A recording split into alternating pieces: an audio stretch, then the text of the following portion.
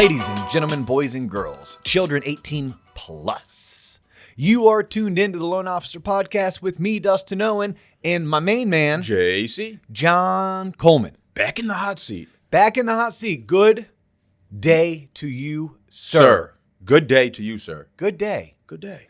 You know what's a good day? What is a good day? Any day that our friends in real estate are out helping people buy homes. Yep. Or sitting down with potential sellers and talking to them about selling their home. Okay.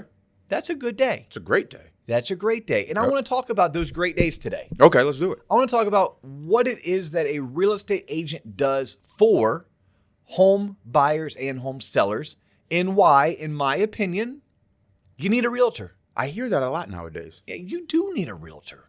Now, full disclosure, if you tune into this show enough, you'll know this about me. I am not a do-it-yourselfer in general, unless it's something you really enjoy doing. I enjoy doing the yard. You enjoy doing the yard. Yep. Therefore, we do it yourself Yeah. when it comes to yard work. Yep. But anything else, I'm a big fan of hiring someone to do what they do well, and you stay in your lane and hire someone to stay in their lane. Correct. Okay.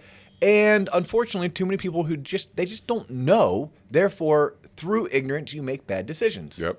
Well, let's use this platform yet again Yeah. to educate and hope that people can digest what we spit and make more well-informed decisions. That sounds like a great idea. So, for the past 20 plus years, Yep. and that's basically my adult life, right? I've been an adult. Knock yourself out. Yeah. I've been an adult for 20 years. Yeah. Right. I turned 42 later this month. And that means 20 years ago, I was a college senior. So, yeah, kind of adulting, but not really. Yeah.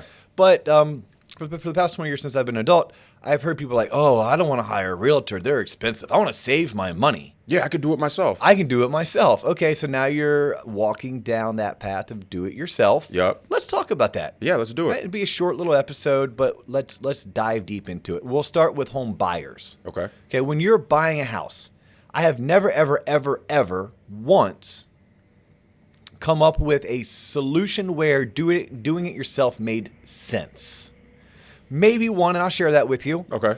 Now, selling a home, when we get into do it yourself as a seller, I can make some arguments. I Okay. really can. Okay. Okay. Now, our friends in real estate may or may not appreciate that I'm going to lay that out, but you know, we're not necessarily trying to make friends as much as we are trying to inform. For sure. And I'm going on record saying use a realtor to buy a house, use a realtor to sell a house. Like Use a realtor. on the record. Use Okay. So, the one and only time someone may want to not use a realtor would be if I'm buying your house from you and you're buying my house from me. We're friends. We don't really need a realtor. Gotcha. Right? We can find a way to protect you, I protect me. Whether it is we choose to utilize a real estate attorney, Yeah. have that real estate attorney help us draft the contract and almost like mediate Yeah. a purchase and a sale. Maybe you and I decide on the purchase price by on our own going out and paying for a third-party independent valuation or an appraiser to come out to view the property and tell us what the home is worth, at which point we have an idea. That way I know that I'm not overpaying for your house and you're not underselling the home. Yeah. Right? Like, I could see where, okay, yes, why would you need to incorporate a real estate agent? Because that home doesn't need to be marketed. Therefore, you don't need one. Some people would make the argument that they don't need a realtor in order to go buy new construction. And I could see their angle, but I would tell you, nah, So not hold on. worth it. So especially in Florida, because there's a new subdivision going up. Looks great. Come on in, and you can go into the model home. You can talk to someone like the builder, and you go right there. If you kind of see the model you want, you see the neighborhood you want. Would you need a realtor at that point if you could just kind of do it all there? So you don't necessarily need one, right? And this is where it's more of the gray area. Okay. But I'm going to ask you this. You're not going to get the home any cheaper Yeah. by not using a realtor. Yeah. Right, so the builder has already priced in the realtor's commission into that sales price. Therefore, when you go in there, unless you're super savvy and you have figured out a way to negotiate a sales price as if there was a realtor representing you, and then you ask them, hey, by the way, what is your realtor co-broke? The co-broker is what's the commission you pay to realtors. Be like, perfect. I want you to either decrease that from my sales price or give me that much money and free upgrades or give me that much money to go towards my closing cost. Very few people know to do that. They just walk in willy-nilly and they buy the home, they pay the price, at which point now like you're doing this not represented. And you don't have someone who's an advocate for you to answer your questions. You don't have someone who's an advocate for you that if and when things start to go a little sideways or a little wonky, you have a professional whose job is it to be on your side. Yeah. Like you're trying to do it yourself, at which point now when things go sideways, that you have to stop what you're doing in your normal everyday life and start handling and tackling all issues. Whereas if you had a professional real estate agent in your corner, that person could be running lead and you just assisting where they needed you to assist when and if things went sideways. Yeah. So that's where, like, yes, I could see where someone's like, well, new construction, I don't need a realtor as much. But I'm like, but why would you not? It's not like you're getting a better deal by not using a realtor. Other than that, when you're a home buyer, here's what you should know. You don't pay the realtor's commission.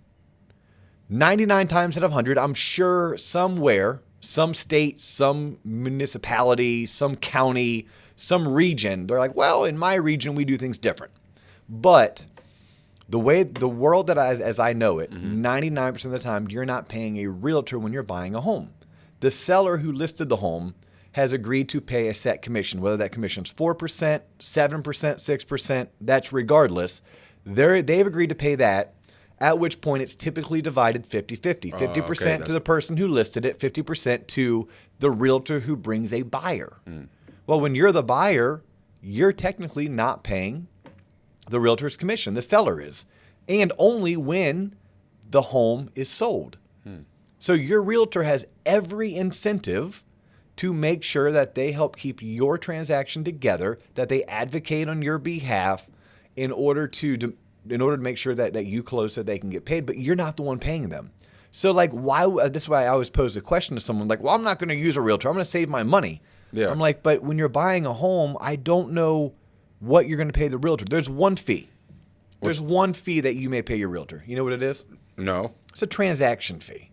So a lot of these brokerages, whether it's a Keller Williams or a RE/MAX or an EXP, Century 21, et cetera, they may or may not have a transaction fee. The transaction fee is a fee that is imposed by the brokerage to the realtors. The realtors typically pass it on to the home buyer. Gotcha. Okay. So your agent's with Coldwell Banker. Coldwell Banker charges a $295 transaction fee. Just like your realtor charges it to you. You pay it at closing, so only if you buy the home. Okay. Okay. You could end up paying that. Ah. Okay. Or you may not. Not every realtor, not every brokerage charges them. Maybe some realtors, they absorb it. Maybe you're buying in a sales price range or the commission's high enough where the realtor's like, you know what? You're buying a $500,000 home and I'm making 3% on this. I can go ahead and waive the fee. Yeah. Now, by the way, their brokerage still charges that to the realtor. They'll just take the L up front and be like, whatever, I'll just pay. Correct. So basically, it's the realtor doing a solid for their buyer, saying, I'm not going to pass this along. I'll absorb it.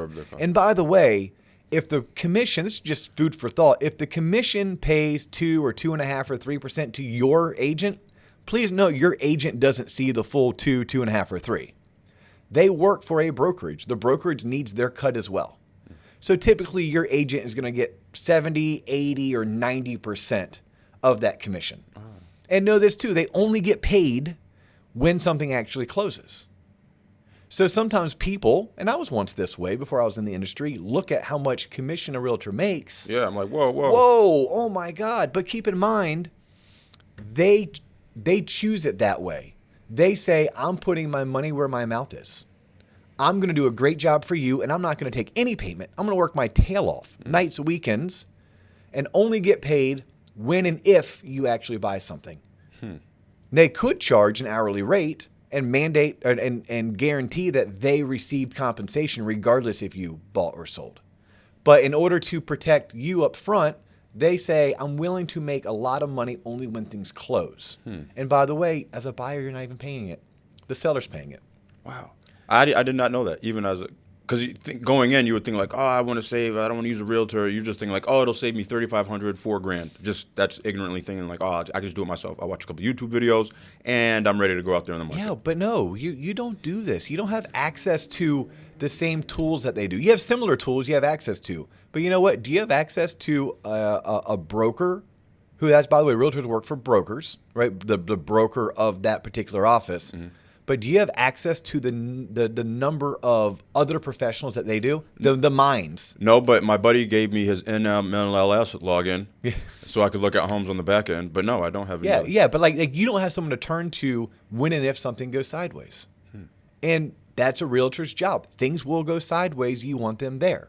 Better yet, like when you're negotiating, do you have someone who sets proper expectations for you? And the answer is probably no. Like if you go in unrepresented, you may end up signing a contract where, let's say here in Central Florida, you agreed to pay for the owner's title insurance and the Florida document stamps and the deed. Oh, yeah, sure. So a realtor like that, not only do they help you find the house, they help you with the logistics of the paperwork. Is it their job to like look through everything and make sure, hey, this doesn't make sense right here? They write the contract for you. Oh. Yes, they walk you through step by step. They make sure that your home inspection is done on time, your appraisal is done on time, that you have completed your loan application on time. They follow up with your lender to make sure your lender contractually isn't doing something that's going to jeopardize you buying this home. And if you did it on your own, you'd have to do this all yourself while like... You'd have to monitor it. And how much experience do you have buying a house? Let me tell you, I bought 2 homes in my lifetime. 2. Yeah. Like, I don't have any experience buying a house. My last home purchase experience was 9 years ago. So, like, what makes someone think that... I mean, even if your realtor only sells 12 homes a year, they're still doing it once a month. Yeah. You're doing it once every 7 to 9 years, you know? Things can change, I would assume, in between that. Yeah, there's a lot that goes on. Everything from doing a final walkthrough. Do you know you're supposed to do a final walkthrough? Do you know when you're supposed to do, it's like, do you know your rights versus the seller's rights? And if you don't have your home inspection done by a certain time period and you get your home inspection done late, the seller might be able to tell you, sorry, John, I don't care what you want me to fix. You didn't have your inspection done. If the appraisal's not done in a timely manner, if the loan commitment's not back in a timely manner, the seller could keep your deposit and not sell you the home. It's like these are things that a realtor, let alone they help you negotiate, right? What happens when the appraisal comes in low? What if you need to dispute that appraisal? Just YouTube, Google. Yeah, no, that's when it's always baffled me. Look, if you're listening, if you're buying a home, use a realtor. Even if they charge a $495 transaction fee, just mandate that they're worth that extra $495, pay it, and use a realtor. I mean, there's so many things that are supposed to go sideways and supposed to go wrong because it's life, and that's what happens in life. Use a realtor. Yeah. Seems like more could go wrong than could go right if you choose not to use one. Did I frame that properly? More could go wrong if you don't use one. Yes. Look, something is going to go wrong. Are you prepared for it? Do you have the experience? Do you have the network? Do you have the circle of other professionals that you can turn to when something goes wrong and you don't know? Better yet, right now, it's a freaking seller's market. It is the seller's market. You have to get creative with your offers. Do you even know some tips and tricks on how to get creative with your offers? Drop the price? No, you would have to increase. If it's a seller's market and you're going in underrepresented or not represented, your only way to win this is by paying the most money. But if you're working with a seasoned, savvy sales agent who specializes in real estate, they may have some tips and tricks, some hacks up their sleeve that lets you actually beat out an offer that may be more money than yours, but because of your hack, your tip, or your trick, you were able to purchase the home that you wanted and you paid less for it because you were represented. Blasphemy. So now that $495 that you just paid in a transaction fee, if you A, won the house and B, paid $3,000 less than what someone else was willing to pay, that $495 paid for itself. Yeah, it did.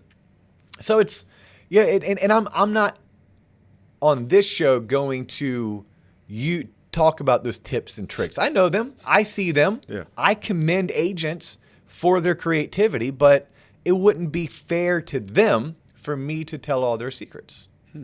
If they want to come on the show and tell their secrets, by all means, hey, realtors, here's your invitation. Yeah. If you have some really cool tips and tricks that you use in today's market to help win offers for your buyers, because buyers, in today's market, a home goes on the market and you're one of 7 people, sometimes 17, who are looking at that home within the first 2 days and making an offer. You need to stand out.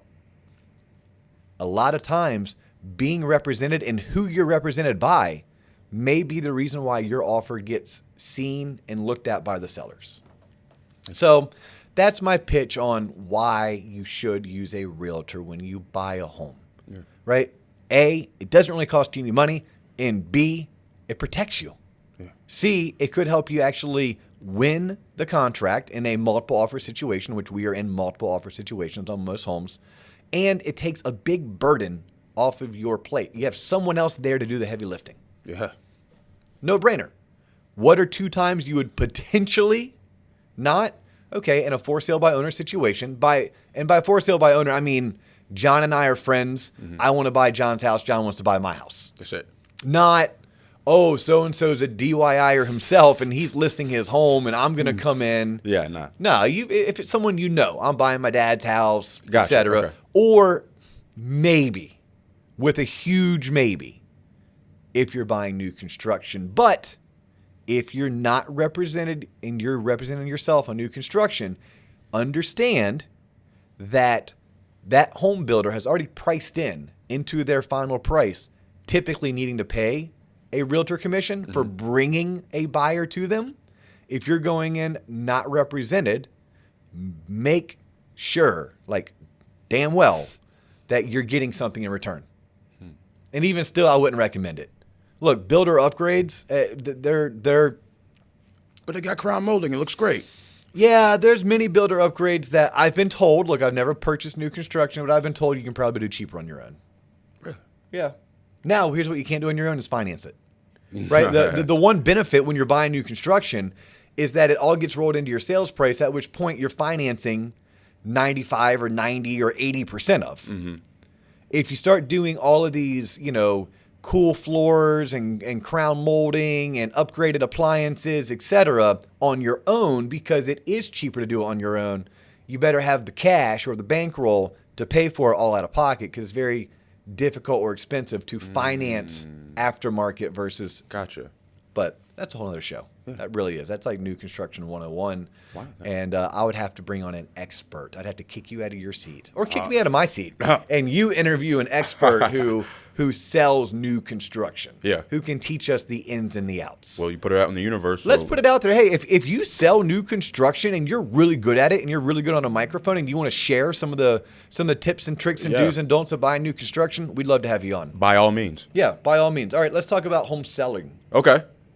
Because you said home sellers might be able to maybe get away with it. Look, my realtor friends, please do not attack me for this. Okay. Because I'm going to go on record yet again. Yet again. Don't do it yourself. Okay. But I could see why. I could see why someone would be like, look, I'm looking around in my neighborhood and homes are going on the market, and within a weekend, 13 people have viewed them and they've had 7 offers. Damn.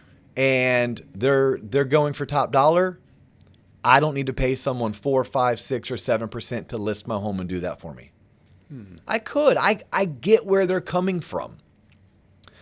But at the same time, you're not paying for that initial market and that initial contract. You're paying for when things go sideways. When things go sideways, are you able to keep the transaction together? And B, are you still able to sell it for top dollar? Can you speak on that a little bit? Like, how often do transactions in real estate go awry? So I share with our loan officers here at Waterstone Mortgage, we have the careers we have, and we make the money we make because things go sideways. Realtors, same thing. They have the careers they have and they make the money they make because things go sideways. There's not a transaction that transpires, or very rarely, that something didn't go unexpectedly. Right? It's like you expect the unexpected. And it could be a multitude of things. It's everything from, there could be an open permit. Okay, an open permit means that the home that you are looking to buy, somewhere along the lines, someone had work done to the home, a permit was opened, and it hasn't been closed out. I mean, the work hasn't been completed? We don't know. We got to get to work. We got to get to work to figure that out. If you're a do-it-yourselfer, you got to get to work. Whoa. To figure that out. It seems like if you try to do it yourself and then you kind of went down this road, do you almost pay more in the end because you're scrambling? You need to hire all these people to help kind of backfill this? I mean, I would tell you pay in the end because of the emotional toll it takes on you. Like, how much productivity did you miss out on during those 60 days, whether it's at your job, whether it's with your family, with your friends, trips you didn't take. I mean, there's definitely a toll that is taken. But look, if you're going to sell a home, do you know a good title company or a good real estate attorney? No, you don't. No. Most people don't. You know who does? A good realtor does. So all of a sudden, better yet, do you know how to vet the lender of the person who is buying your home to make sure that it's a legit offer? Or are you going to accept an offer and 45 days later have it not close, and now you have to put the home back on the market, go back through the process? Whoa, that happens? Yes, that happens. You know what a good realtor can do that lists your home? They can make sure they properly vet all offers who are coming in. Like, do you know if you accepted a certain type of offer that was using a certain type of county provided down payment assistance, you basically just agreed to a 90-day closing? No, I did not know that. No, you wouldn't know that either. It's not your job to know that, right? If your job is an engineer at Lockheed Martin, you need to be a great engineer for Lockheed Martin. Yeah. Your job is not to know that if you accepted a certain offer where the buyer was receiving down payment assistance from a certain county, it's a 90-day close. All you need to know going into it is, are you cool with a 90-day close? Do you know what that means, right? It's another 2 months of mortgage payments, another 2 months of yard service, and 2 months of utilities, and 2 months of pool service. Another 2 months that something could break in your house, right? I mean, who was anticipating having a hurricane in the state of Florida in the month of November, but we just saw one? What if you now have roof damage and that roof? I mean, it's like there's so many things that are going to go into this. Open permits, we just talked about, but properly vetting all offers that are coming in. What happens when you have a low appraisal? Do you know how to dispute a low appraisal as the seller? Yeah, I just call the people and like, why'd you say my house wasn't worth what I think it's worth? Yeah, no, you're going to have to pull comparable sales. You're going to have to make arguments. You're going to have to be able to, read the appraisal, look at the adjustments. Do you know John Coleman, do you know how much an appraiser typically gives to a home that has a pool in terms of additional value versus a home that does not have a pool? $20,000. You're guessing. Yes. Okay, your life's on the line. You want to stick to that answer? Well, pools are. You want to phone a friend? Yeah. But I'm doing this on my own, so let me just figure this out. Pools usually cost like what, 40 to 45,000. On the cheap end, 30. On the high end, high end a lot. But let's say your standard pool. Standard pool. Yeah, on the cheap end, 30, and the high end. So 60. then this would 30 really, to 60. 30 to 60. This would be literally my thought process. All right, it's worth that. Give me half. I have nothing to base it on. I'm just saying, give me half. That's a good guess. It's a good guess. About $15,000. Yeah. So you and I had the same exact pool, same exact home in the same exact neighborhood. You have a pool and I don't. Your home is worth an extra $15,000 than mine. Yeah. Period. End of story. But if you're selling your house, you remember 6 years ago you paid that pool company $43,000 to come dig a hole in your yard and build your pool. Yeah. Do you know that when you have a low appraisal, do you know even where to look on the appraisal? The answer is you probably don't. Hell no. Yeah, you probably don't. Just like you didn't know where to turn to actually have someone close your home on your behalf, because you need a title company or a real estate attorney. Someone's going to have to do a title search, a title exam, issue title insurance. Do you know that typically at least in our market, but in other markets, do you know what a typical seller cost is versus a non-typical seller cost? Do you know how much time you should typically give the home buyer to have their inspection done? And then when they have the inspection, do you know what type of negotiations, and are you ready to handle the negotiations of the back and forth after the buyer had the home inspection? I feel like I'm back at UT and I didn't read last night's chapter and the professor's just wailing me with shit. And I'm like, I have no idea what's going on. Yeah, like the answer is no. Like, yes, in today's market, I can see where a home seller is like, look, these homes are selling themselves. I don't need a realtor. Maybe you do. Yes, homes are selling themselves for the most part, but you're not necessarily hiring the realtor to market the house for you. Now you are, by the way, you are. If I'm not using the multiple listing service to market my home, I have drastically reduced the buyer pool. So automatically, by utilizing a real estate professional who has access for me to put my home in the MLS, now I have opened myself up to the largest buyer pool. The largest buyer pool will allow me to get the most bids. Maybe my home can get bid up, and maybe it gets bid up by someone who's paying cash. By the way, when someone's paying cash, things like appraisals and home inspections and financing contingencies become less prevalent. But if I'm trying to do it myself and my home's not going in the multiple listing service and I'm just going to put it online, I'm going to put a sign in my yard. I'm going to put a sign in my yard, then I'm going to miss out on all of that. And better yet, what if I end up selling my home for appraised value, but my realtor could have sold my home for $15,000 over appraised value? That's when I would be kicking myself. Yeah, but you don't know that. Your goal with anything in life, especially when you're hiring a real estate agent, is that you get your money's worth without the headache. Meaning, if I had to pay a realtor $15,000 to list and sell my home, but the realtor helped me sell the home for $15,000 more than I would have on my own. Duh. Okay, so that washed itself out, but now I had someone else doing all the heavy lifting. It's the peace of mind. Yes, the peace of mind. And maybe because homes are selling so quickly, maybe you choose a different type of real estate service, right? Because there's different types, just like in life, right? There's if I'm having wood floors put in, there's some people who would do it cheaper if I go out and buy all the material myself. Yeah. And they just provide labor, right? There's some people, just different business models. Yeah. There's discount everything, right? Yeah. Now with discount, you may also be getting discounted services, which means that you're not mitigating your risk as much. But I think you should use a real estate agent and a realtor when you're listing your home. You convinced me. I mean, it just makes sense. It's just, yeah. I mean, after everything you laid out, like, is it worth saving an imaginary amount of money that you just place in your head just because it's like $3,500 I can save? And then because I know this episode is going to have shelf life, just because we're in a seller's market the past 3 years and we're in one right now and we're going to be one in next year, that doesn't mean we're going to be one in 2025. That's when you have to have. It's not even like and at what level, you know? Like I'm telling you on this show, I think you always need to have a real estate agent list your home. But there's definitely varying levels that you may want to consider. You may want to consider, I'm willing to do more heavy lifting. I want to use a discount brokerage.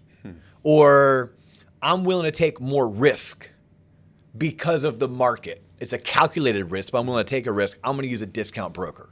Or you may be like, no, I'm paying my 5 or my 6 or my 7% realtor commission because I want it done. I want it done right. I want to be left alone. Yeah. And I want to know that when and if things go sideways, I have the best person with the best team who is fully equipped to navigate this for me.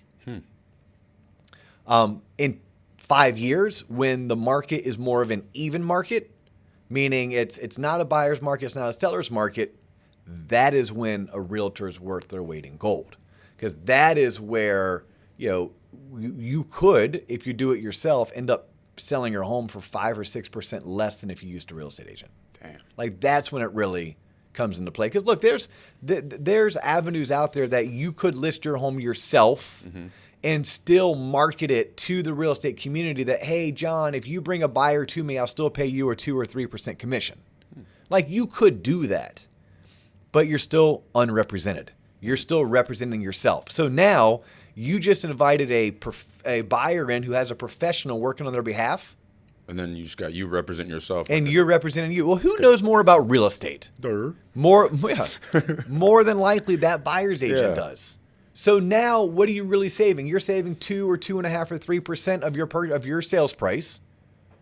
Is what you're saving in order to do it yourself, right? It would be like me fighting Conor McGregor, and I have never once boxed or kickboxed. I'm like, yeah, but I'm strong and I'm tough. I can do this. Yeah, I'm bigger than he is. I am bigger than he is. But he would whip my butt. He is trained. Yeah. Yes, you don't want to go, anytime in life. When would you want to compete against someone who is trained and experienced versus someone who's not?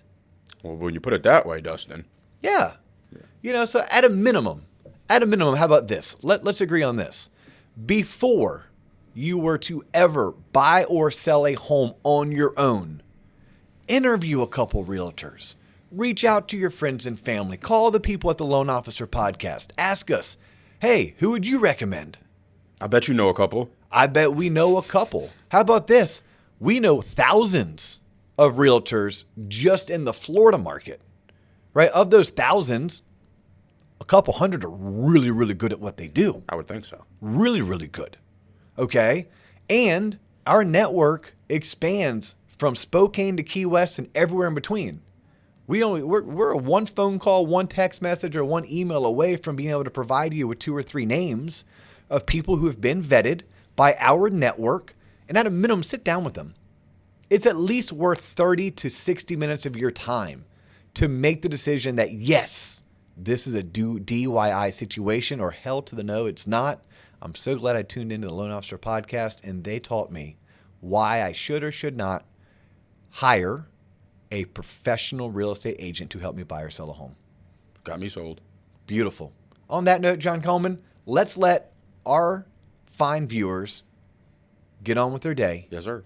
If you're looking to buy a house, if you're looking to sell a house and you don't know where to start, give me a call. Yeah. I'd be more than happy to spend 5-10 minutes pointing you in the right direction. I'm not a licensed real estate agent, never have been, never want to be, but I know a lot of them. Yes, sir. I know a lot of them, and I kind of know a little bit about what you're looking to accomplish. If you're looking to buy or sell a home, we can get you pointed in the right direction, answer some of your questions. And if you still aren't convinced not to do it yourself, at a minimum, make the phone call, have an interview, and figure out for yourself whether or not a professional real estate agent is good for you. He's John Coleman. I'm Dustin Owen. You have tuned into the Loan Officer Podcast. If you need to reach me, 407-645-6363. You can find him on our Instagram page at the Loan Officer Podcast, YouTube channel, the Loan Officer Podcast, and Facebook, the Loan Officer Podcast. And if all else fails, there's only 17,335 John Colemans in the United States of America, but Google them. You never know what you might find out.